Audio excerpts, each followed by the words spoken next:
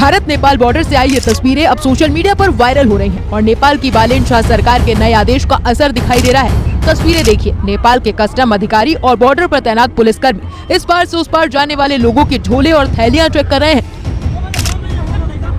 Social media पर इन तस्वीरों के साथ अब ये चर्चा हो रही है और कहा जा रहा है कि केला से कोल्ड ड्रिंक तक अपना भारत से नेपाल ले जाने की इजाजत नहीं है। तस्वीरों में ऐसा ही कुछ दिखाई दे रहा है। भारत नेपाल बॉर्डर पर तैनात नेपाली पुलिस के जवान सख्ती से चेकिंग में जुटे हैं और उन्हें जो चीज भी रोकनी होती है उसे निकाल दे रहे हैं।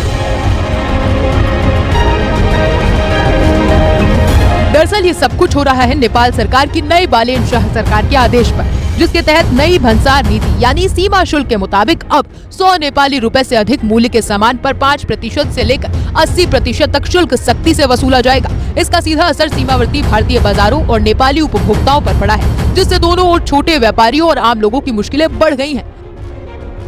उत्तर प्रदेश और बिहार के नेपाल सीमा से सटे जिलों में अब इस नई नीति का असर साफ दिखाई दे रहा है। नेपाल द्वारा सख्ती बढ़ाए जाने के बाद भारत से नेपाल जाने वाले रोजमर्रा के सामान जैसे दाल, चीनी, रिफाइंड तेल, कपड़े आदि की कीमत से 15 से 20% तक की बढ़ोतरी हो गई है, जबकि बिक्री 15 से 25% तक घट गई है।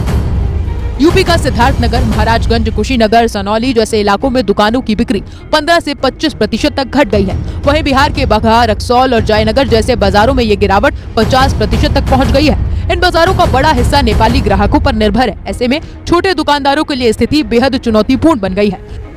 नेपाल के कई इलाके खासकर वीरगंज और आसपास के क्षेत्रों में इस फैसले के खिलाफ विरोध प्रदर्शन शुरू हो गए हैं। स्थानीय लोगों और संगठनों का कहना है कि नेपाल भारत के बीच सदियों पुराना रोटी बेटी का रिश्ता रहा है, जिसमें सीमाओं के बावजूद लोगों का आना जाना और व्यापार सहज रहा है। लोगों का आरोप है कि अब कोल्ड ड्रिंक, चिप्स और बिस्किट जैसे छोटे सामानों को ले जाने पर भी नेपाली सशस्त्र पुलिस द्वारा वसूली या जब्ती की जा रही है, जिससे आम नागरिकों को परेशानी हो रही है।